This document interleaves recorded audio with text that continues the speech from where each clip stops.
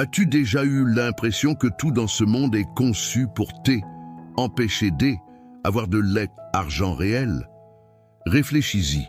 Chaque fois que ton salaire arrive, il y a déjà une file invisible prête à te l'arracher.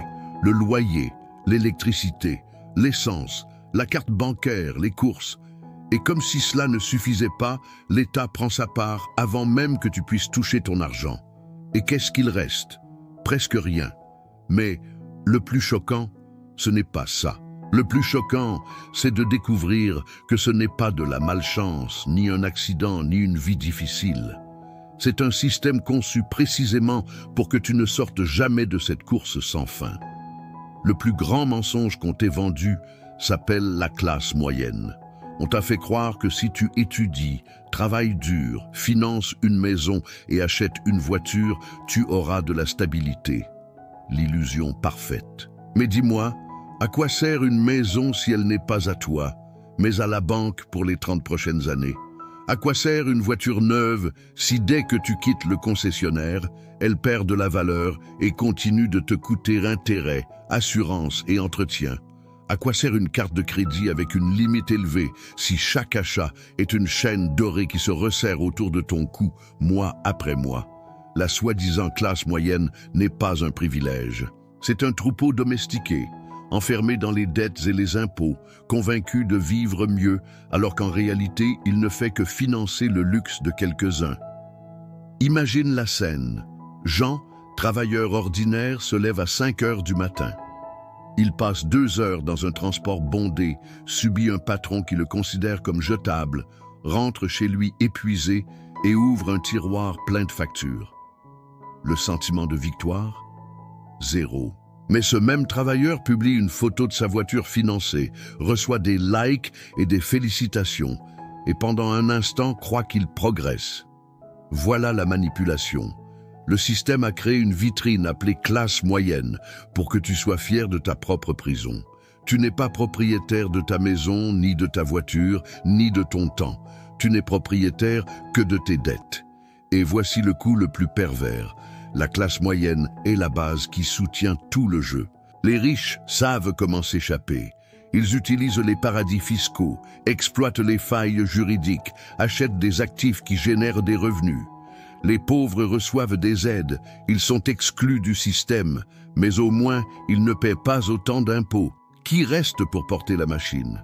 Toi, la classe moyenne, tu finances les privilèges politiques, tu soutiens les multinationales milliardaires, tu paies la facture de la corruption et de l'incompétence. Chaque impôt que tu verses ne sert pas à améliorer ta vie, mais à remplir des poches que tu n'atteindras jamais.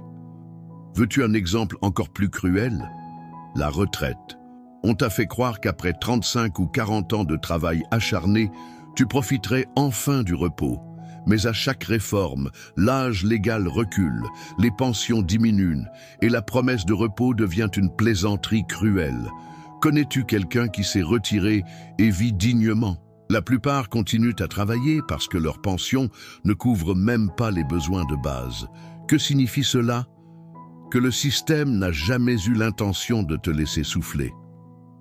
Le plan a toujours été d'exploiter ta force de travail jusqu'au dernier souffle. Pendant ce temps, observe comment les riches jouent sur un tout autre échiquier. Ils n'achètent pas de passifs, ils achètent des actifs. Ils ne financent pas de voitures, ils financent des entreprises. Ils ne vivent pas de salaire, ils vivent de dividendes. Ce qu'on t'a enseigné sur l'argent est un manuel pour rester pauvre. Ce qu'ils ont appris, c'est le secret pour s'en échapper. Et si tu crois que c'est de la chance ou une coïncidence, réveille-toi. Ce n'est pas le hasard, c'est intentionnel. Elle, école, notée, a jamais appris la finance, parce que ça, ils ne veulent pas que tu saches. Elle, État ne promeut pas, elle, éducation financière, parce que il a besoin que tu continues à payer sans poser de questions. Les banques ne veulent pas que tu investisses, elles veulent que tu t'endettes. C'est une machine parfaitement huilée pour enrichir les uns et asservir les autres. Réfléchis à la manière dont la publicité manipule ton esprit. On te vend un nouveau téléphone chaque année, une voiture avec des mensualités accessibles, des vacances en 12 paiements faciles. Tu achètes, tu t'endettes, tu te sens fier et tu l'exposes aux autres. Mais en vérité, chaque pas que tu fais dans cette course est une chaîne de plus autour de tes chevilles. Ce que ils appellent vie confortable, haine, est en réalité que un piège invisible. Tu crois posséder plus, mais ce que tu possèdes vraiment, ce sont des dettes plus grandes. Ce que tu exhibes n'est pas du progrès, ce sont des menottes bien polies. Et le plus triste, c'est de voir comment ce cycle se répète, génération après génération. Les enfants de la classe moyenne n'héritent pas de patrimoine, ils héritent de dettes. Ils grandissent en entendant « étudie, travaille, paie tes factures, achète ta maison, aie ta voiture ». Ils répètent le cycle sans le remettre en cause. Et quand ils se rendent compte qu'ils courent la même course que leurs parents, il est déjà trop tard. Si la classe moyenne existait vraiment, les familles auraient accumulé des richesses au fil du temps. Mais ce que nous voyons, ce sont des familles entières enfermées dans la même roue de hamster, persuadées d'avancer alors qu'elles tournent en rond. Mais il existe une sortie. Et c'est pourquoi ceci est la seule vidéo de finance dont tu as vraiment besoin. Parce qu'il ne s'agit pas de mémoriser 50 astuces, ni de utiliser des applications miracles. Il s'agit de conscience. La conscience que la logique est simple, où tu continues à soutenir le système, où tu apprends à te soutenir toi-même. C'est décider de ne plus être esclave des intérêts, de ne plus échanger la liberté contre la vanité, de ne plus vivre de salaire, mais de commencer à bâtir des revenus qui travaillent pour toi. Tu penses peut-être, mais je gagne peu, comment changer quelque chose? La réponse est claire, ce n'est pas ce que tu gagnes qui compte, mais ce que tu fais avec ce que tu gagnes. Un riche et un pauvre peuvent recevoir le même salaire. L'un restera pauvre, l'autre peut commencer à bâtir de la richesse. La différence n'est pas dans la somme, mais dans la stratégie. Tu dois briser la mentalité qu'on t'a inculquée depuis l'enfance. Tu dois arrêter d'être fier de la dette et commencer à être fier du patrimoine. Arrête de dépenser pour impressionner. Commence à investir pour te libérer. Et voici la vérité la plus dure. Personne ne viendra te sauver. Ni l'État, ni la banque, ni ton employeur. Tous ont besoin que tu restes piégé. La seule personne qui peut couper ces chaînes, c'est toi. La première étape est de voir la vérité. La seconde est d'agir. Agir signifie éliminer tes dettes, investir même un peu, apprendre ce qu'est un actif et surtout arrêter de nourrir l'illusion de la classe moyenne.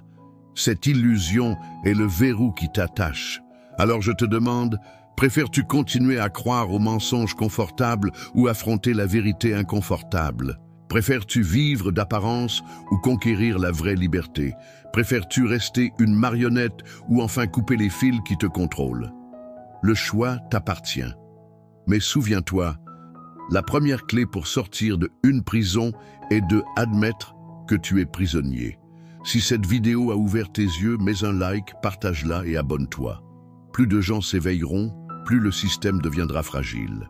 Et je termine avec une phrase de George Orwell. En ces temps de tromperie universelle, dire la vérité est un acte révolutionnaire.